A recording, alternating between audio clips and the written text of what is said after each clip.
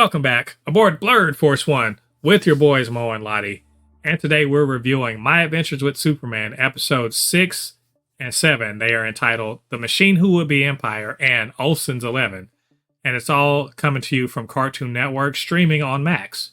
So, what did we think about it? And should you be watching? And before we get into this review, get down there, hit like on this video. Ladi, we're back to talk about more Superman goodness. Two really interesting episodes, companion episodes, you might say. Two things happening at the same time, but concerning the various characters. Because remember, My Adventures with Superman, it's not just about Superman. It's not just about Clark/Kal-El and what he's got going on, but also about Jimmy and Lois and what's going on with them. So last we saw, Kara turned, she did a heel turn, slapped, Kal-El around, put him in a little red box and rolled out. So, to parts unknown, but we're presuming to whoever is running the new Kryptonian Empire. So that's where we kind of start with the Machine Who Would Be Empire. And Ladi, you know what? You should go ahead and pick up that phone, because you fucking called it, man. Like it was obvious, but you fucking called it about Brainiac. So bravo to you, sir.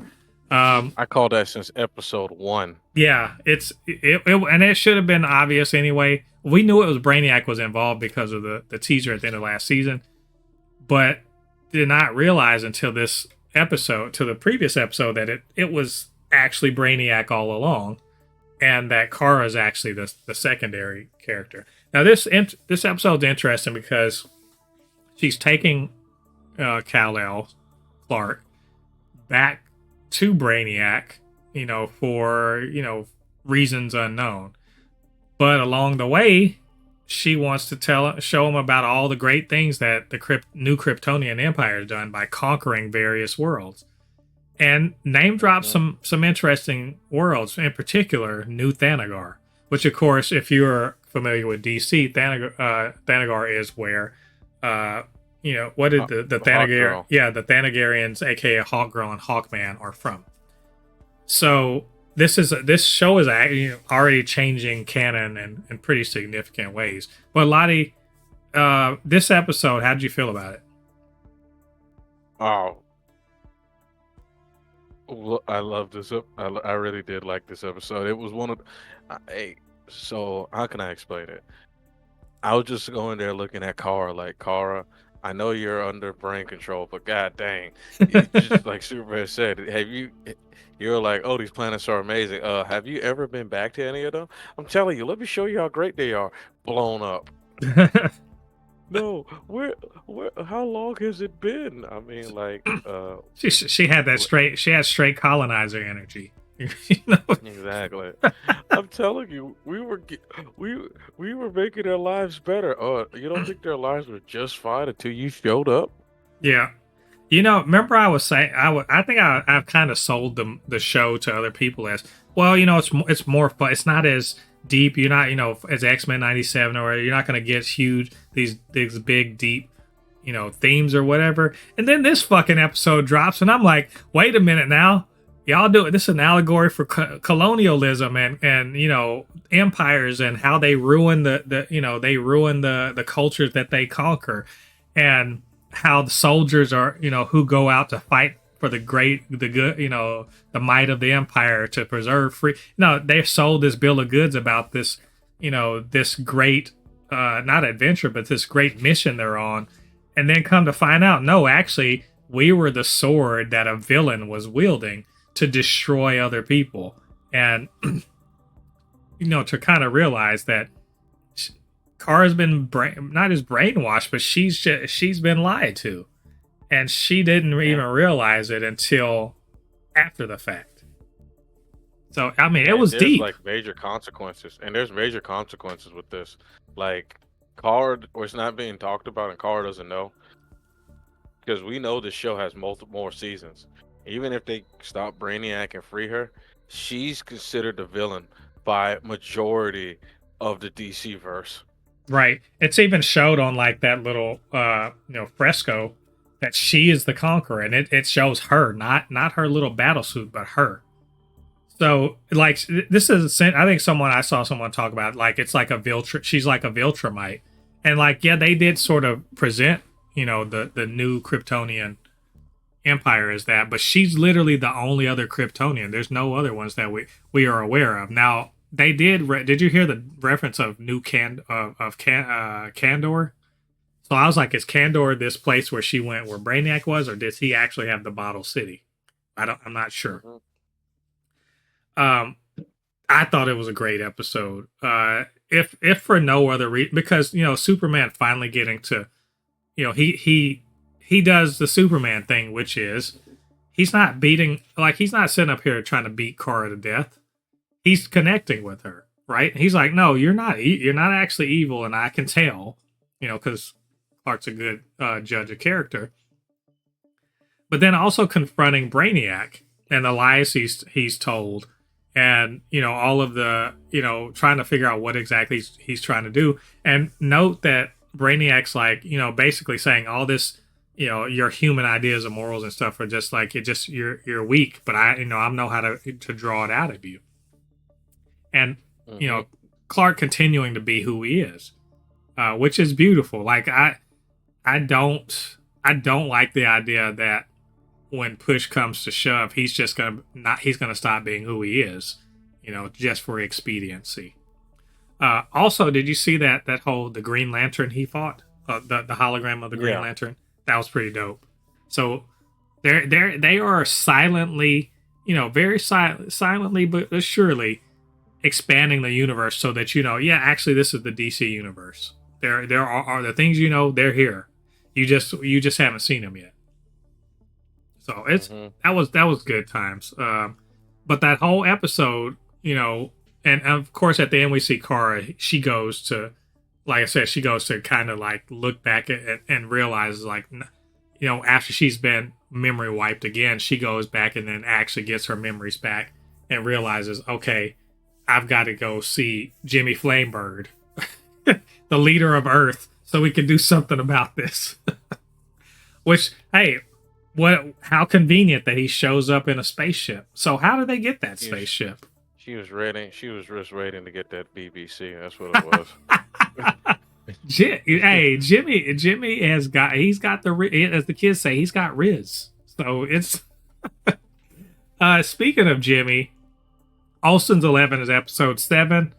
In my mind, another beautifully played bit of comic storytelling, in which, at the same time that, Kara and Kal-El are doing that thing out in space, Jimmy and Lois are dealing with the fact that Waller has taken this opportunity, of Kara attacking Superman, to institute martial law in Metropolis and roll out Lex Luthor's stupid little robots.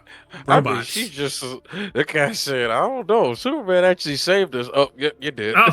It's like, oh, go to jail. That's classified. Get out of here. Yeah, she went straight. And look, that is Amanda Waller to the T. Don't get it twisted. Like, I just love how DC is more and more introducing her, like making her like a mainstay, because Amanda Waller is literally that chick. I mean, she ain't got psychopath. She is the Nick Fury of the DC universe, but she's bad. She's like there's sometimes she's a bad guy. She's what if Nick Fury stayed? It's what if Nick Fury stayed white? She's white Nick Fury.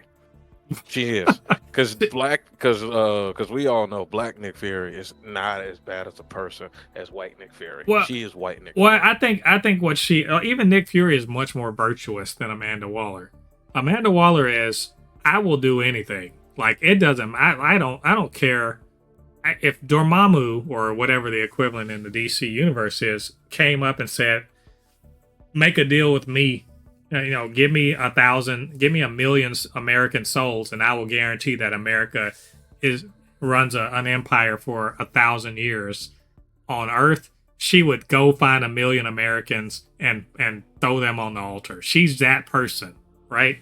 I mean, let's be honest. She literally, like in a suicide movie, she was ready to kill the entire Suicide Squad for wanting to stop a kaiju from attacking innocent people. She's like, that's not our mission. Yeah, It's like, what is wrong she with you? she she literally like Amanda Waller is a villain in every sense of the word, but she also thinks she's totally right for what she is a by any means necessary, government, operative. And so seeing her just like immediately grasp power to do what she got to do was like on brand. So, in the midst of all this, Lois and Jimmy are like, we got to go save Clark, which is hilarious to me because I'm like, you in what army? I'm really trying to figure this out. What your plan was? Like Jimmy's plan was, I'm gonna talk to Kara because she likes me. As Lois said, y'all went on a date, like.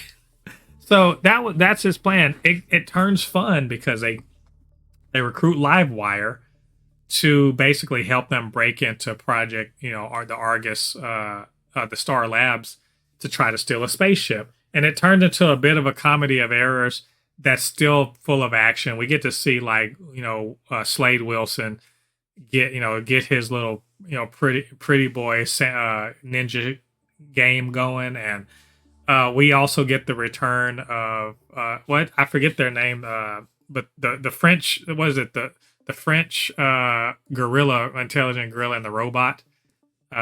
We get to see them again to help kind of do this. Gorilla. Something. But it's we get to see them, and also Heatwave comes back. So we get what is it? The Brain and Monsieur Mala. And we get to see all of that go down, and plus, of course, bitch ass Lex Luthor. Ladi, I've been talking a lot. What'd you feel about this episode? You forgot to mention the character, the main character. I mean, the main highlight of this episode, Sosuke Luthor. That's what I call him from now on. Since he reminds me of Isaac before Isaac went over the deep end with his glasses. Sosuke Luthor. It was good. Look, yes, Luthor being an insufferable asshole. It's a Tuesday, for him. My God, I thought this was such a fun episode, and it reminds me why this show works, which is that Jimmy and Lois's adventures are just as interesting as Superman's, right? They are in fact, more interesting because they can't survive a laser to the face, So the fact that they broke in, and got shot at and had robots running at them was just fun. And also, like, there's a bit of the emotional bits where, Lois kind of admits that she fucked up, and Jimmy's willing to go broke to get Livewire to help them. Like, he literally is broke now. So, yeah. And Monsieur Mala and the Brain are hilarious. I love them. I love seeing them.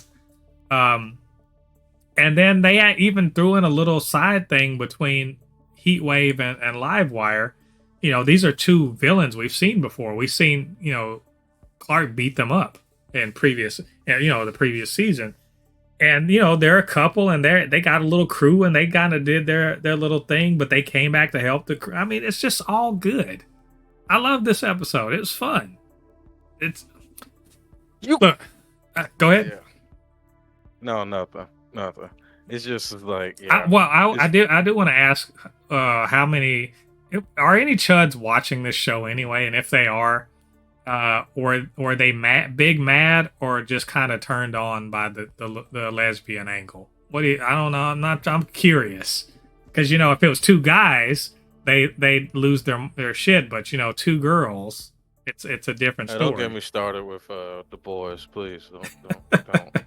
We'll see. But like, no, I thought that whole bit was cool. I love that they turned to a villain and kind of got their way, and also simultaneously kind of kicked Amanda Waller in the butt a little bit when they stole their armory.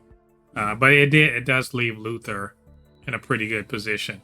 And pretty boy Slade Wilson has basically, he's got to be the guy that proves that he's worth being around, and he's hasn't proved it yet. So overall, I think that was a good episode. I think these 2 episodes really shine really well, and I'm interested in seeing how Earth is going to respond to the impending Kryptonian Empire threat. But also, are we going to continue to do this whole Superman is Spider-Man, he's a menace thing? We'll see. So I think that's all of our thoughts on these episodes. But what did you guys think about it? What did you think about what we had to say? Get down to the comments section, leave your thoughts there. And of course, you can always hit us up, supernotfunnyshow@gmail.com. It's blerd_force1 on Threads and on TikTok, super_not_funny_show on TikTok. And while you're down there, do us a favor, hit that like button, subscribe to the channel, hit that notification bell. All that good stuff helps to grow this channel, helps more people to see reviews just like this. All right, thanks for joining us. Come back next week. We got the 8th episode of My Adventures with Superman. Until then, I've been Mo, your commentator extraordinaire on all things pop culture, joined by the anime expert, video game designer, lover of all things superhero, my good friend Ladi. We'll see you guys on the other side of the thread. Peace.